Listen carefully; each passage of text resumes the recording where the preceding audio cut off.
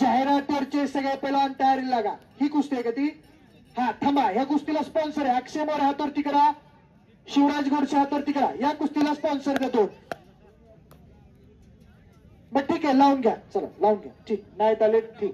नाव पुकारलेले विश्राम सदाशिव फाळके उद्योजक आणि रत्नदीप फाळके यशोदीप मंगलाम यांच्यातर्फे ही कुस्ती स्पॉन्सर आहे.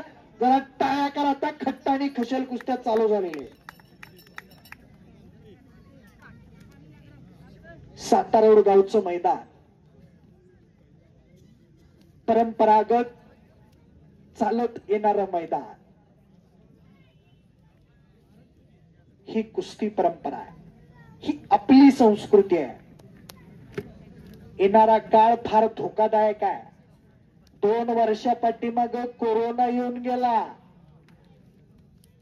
किती कोटी होते अकाउंटला काय कायांच्या गेले कोरोनात. ही शरीर संपदा, ही शरीर संपत्ती जोपासली पाहिजे. म्हणून तर म्हणलेलं आहे मनोजवम मारुती तुल्य वेगम बुद्धिमत्ताम वरिष्ठम वाताजमतम वानर्थमुख्यम श्रीरामदूतम शरणम प्रपत्ते. मन मनगट मेंदू याचा मेळ म्हणजे कुस्ती. शक्ती आणि युक्तीचा मेळ म्हणजे कुस्ती. मगाशीच कुस्तीचा इतिहास सांगत होतो.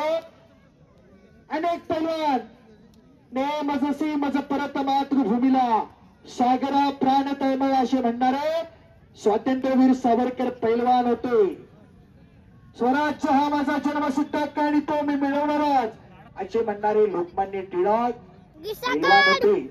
स्त्री शिक्षणाचे प्रणेते महात्मा फुले पैलवान होते. किती उदाहरणं सांगू.